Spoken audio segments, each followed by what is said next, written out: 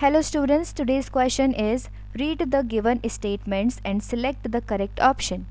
Question में बोला है कि हमें दो स्टेटमेंट्स दिए गए हैं, स्टेटमेंट 1 एंड स्टेटमेंट 2। हमें इन दोनों स्टेटमेंट के बारे में करेक्ट ऑप्शन चूज़ करना है। So let's see the statements.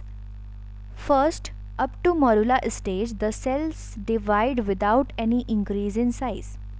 Morula stage क्या होती है कि जब यूनिसेल्यूलर ज़ाइगोट मल्टीप्लाई होता है और उसमें माइटोसिस की प्रोसेस होती है विच इज़ कॉल्ड क्लीवेज। इस प्रोसेस से जो ज़ाइगोट सेल है वो अपना नंबर बढ़ाती है और नंबर बढ़ाते बढ़ाते जब 16 सेल का मास बन जाता है, it is a 16 celled mass,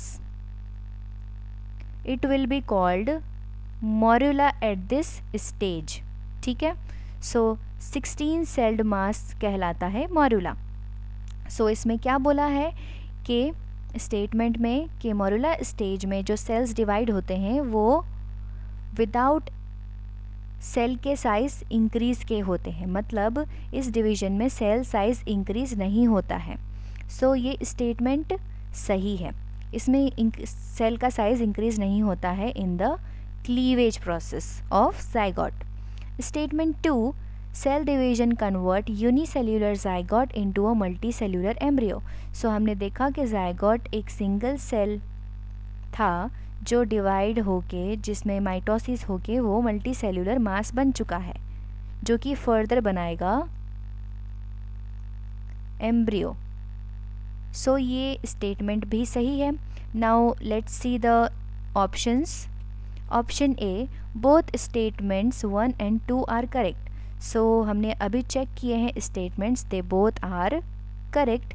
so option A सही हो जाएगा।